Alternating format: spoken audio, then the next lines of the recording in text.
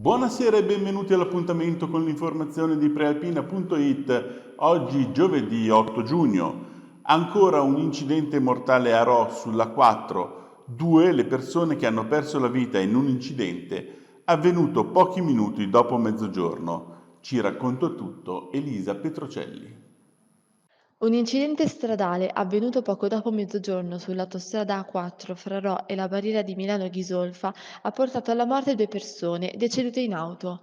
L'autista della stessa auto, una donna sulla cinquantina, è stata trasportata in gravi condizioni con lei di soccorso all'ospedale San Gerardo di Monza con traumi a testa, torace, addome e bacino. Il quarto passeggero, un uomo di 55 anni, è stato portato in condizioni meno gravi all'ospedale di Legnano, mentre l'autista dell'altra macchina, una donna di 37 anni, a San Carlo di Milano. 4 i veicoli coinvolti, 2 mezzi pesanti e 2 automobili. Gravi disagi alla circolazione, rimasta bloccata per lungo tempo. Aveva un tasso alcolemico oltre 6 volte il limite consentito dalla legge. La donna residente nel Cusio, che è stata protagonista di un incidente ieri pomeriggio in via Colombo a Intra. Al volante della sua Hyundai, dopo aver urtato una Fiat 500 in sosta, ha perso il controllo del proprio mezzo andando a sbattere contro un cancello. Sottoposta ad alcol test dagli agenti della polizia municipale, come detto è risultata positiva con un valore di oltre 6 volte il limite consentito dalla legge. Per lei sono quindi scattati il ritiro della patente e il sequestro del veicolo. Ci spostiamo ora a Laveno Mombello. Dopo l'uscita dai binari di un treno merci avvenuta ieri mattina, nel primo pomeriggio di oggi è stata finalmente riaperta la tratta ferroviaria tra Luino e Laveno, ma i sindacati hanno lanciato un allarme sicurezza. Il servizio. È stato liberato ieri sera il treno merci rimasto intrappolato nella galleria Sasso Galletto tra Porto Valtravaglia e Laveno Mombello. Il convoglio si era bloccato ieri mattina dopo che, a causa dei detriti sui binari portati dal maltempo, erano uscite le ruote dei primi 2 assi del locomotore. Le operazioni per la rimozione del convoglio si sono concluse dopo l'incessante lavoro dei tecnici della rete ferroviaria col supporto dei vigili del fuoco dell'NBCR, il nucleo biologico chimico radiologico, che hanno operato per liberare il treno. Il convoglio è stato trainato alla stazione di Laveno Mombello, dove i vigili del fuoco hanno effettuato i rilievi strumentali senza riscontrare anomalie.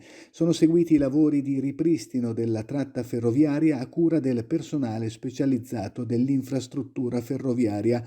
Intanto il sindacato dei vigili del fuoco FNS-CISL rilancia l'allarme sicurezza sulla linea Gallarate-Zenna, ricorda che il convoglio trasportava sostanze tossico-infiammabili, torna a chiedere investimenti per la sicurezza e rilancia la proposta di creare nell'area della stazione ferroviaria di Luino un polo di soccorso ferroviario.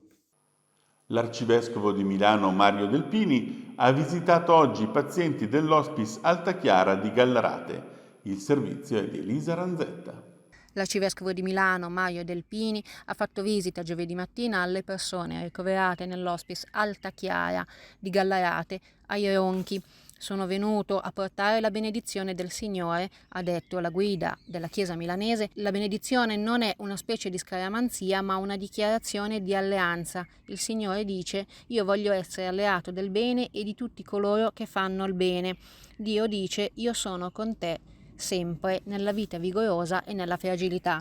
Queste le parole rivolte agli ospiti e al personale della struttura prima di scoprire una targa apposta nei locali di Alta Chiara, sulla quale è riportata una frase del Papa dedicata appunto alla fragilità. Credo che in un luogo dove si affrontano le ultime sfide della vita, dove il tema della morte non può essere censurato come un esito infausto da dimenticare, qui evidentemente l'alleanza di Dio è l'unica promessa necessaria.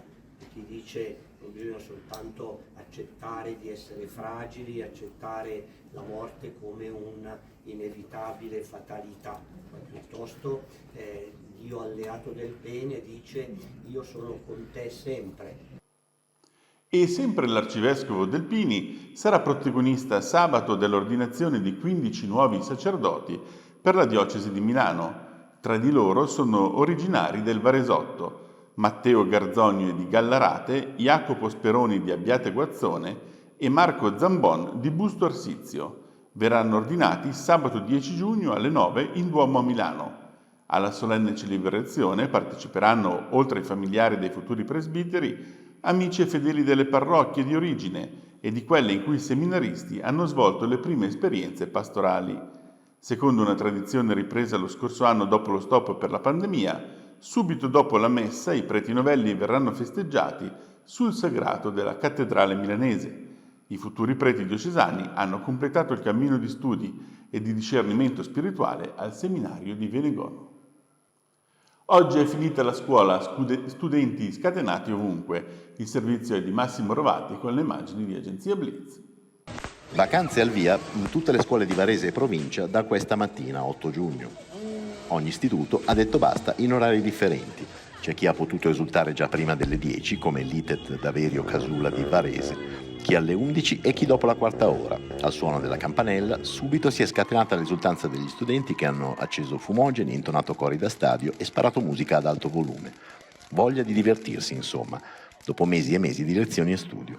Paura invece a Castellanza, dove sono stati fatti esplodere alcuni petardi all'uscita dell'Isis Facchinetti. 6 ragazzi sono finiti al pronto soccorso dell'ospedale di Busto Arsizio per accertamenti, ma per fortuna nulla di serio.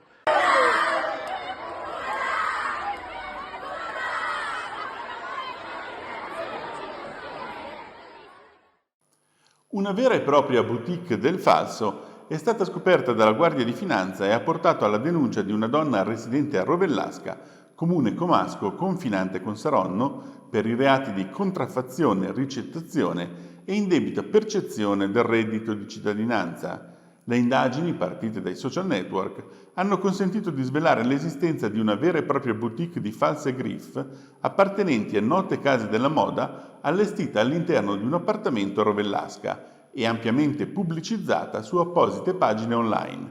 Queste ultime fungevano da vere e proprie vetrine digitali, dove poter scegliere il prodotto, la taglia e ricevere informazioni per i pagamenti, nonché ottenere direttamente la spedizione del capo d'abbigliamento contraffatto a domicilio. Così la Guardia di Finanza è intervenuta e ha anche sequestrato 500 capi d'abbigliamento e accessori contraffatti pronti per essere venduti. Secondo la regione sarebbero 90 i lupi che vivono in Lombardia e la tendenza è a una crescita di questo numero. Il servizio di Luca Spriano. La Lombardia accende i riflettori sulla presenza dei lupi sul territorio regionale e ragiona sulla creazione di un gruppo di lavoro ad hoc. Lo annuncia il presidente della Commissione Speciale Valorizzazione e Tutela dei Territori Montani e di Confine, Giacomo Zamperini, indicando le 3 direttrici seguite: monitoraggio, prevenzione e indennizi agli allevatori. Secondo ERSAF Lombardia sono presenti tra i 60 e i 90 lupi sul territorio regionale, un numero che potrebbe in realtà essere più elevato considerando i lupi in dispersione, quelli cioè che lasciano il branco e percorrono lunghissime distanze da soli. Zamperini sottolinea come sia necessario trovare un equilibrio tra i molteplici obiettivi: la sicurezza dei cittadini, il sostegno alle imprese e agli allevatori, la tutela dell'ambiente e lo sviluppo del turismo. Intanto, nell'ambito di un progetto cofinanziato dalla Commissione europea con il fondo LIFE, è stato promosso il progetto attuativo ERSAF dedicato a prevenzione dei danni, supporto in caso di predazioni, attività di informazione ed educazione ambientale. Bene, questo era l'ultimo servizio, appuntamento domani alle 19, sempre su prealpina.it.